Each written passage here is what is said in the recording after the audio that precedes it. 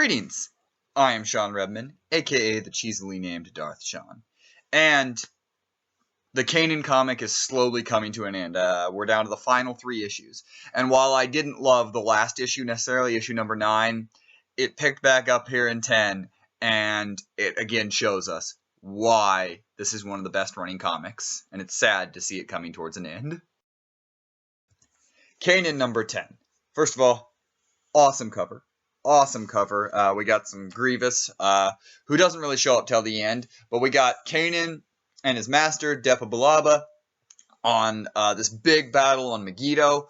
They are basically facing terrible odds. They're being overwhelmed, and we see the relationship between Kanan and the clone troopers. You know, he's really trusting, really being, you know, as just a kid. I mean, this is still Caleb Doom at this point.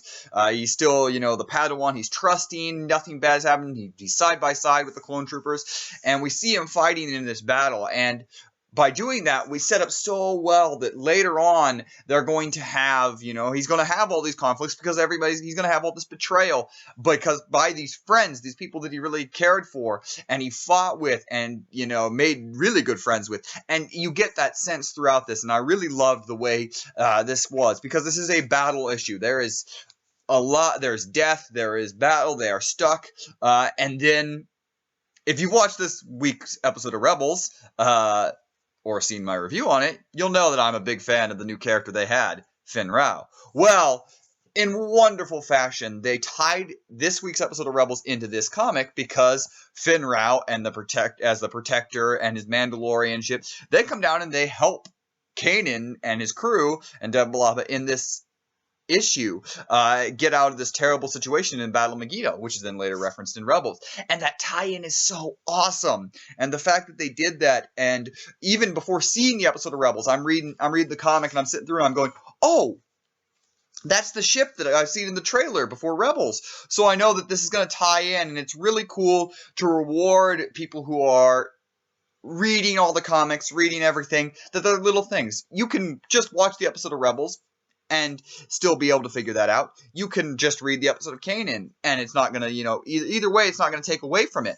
But if you read them both together, and then you watch everything, it allows you to see this cohesive universe, and it's really wonderful to watch and see how they've been building this. And it really shows in this.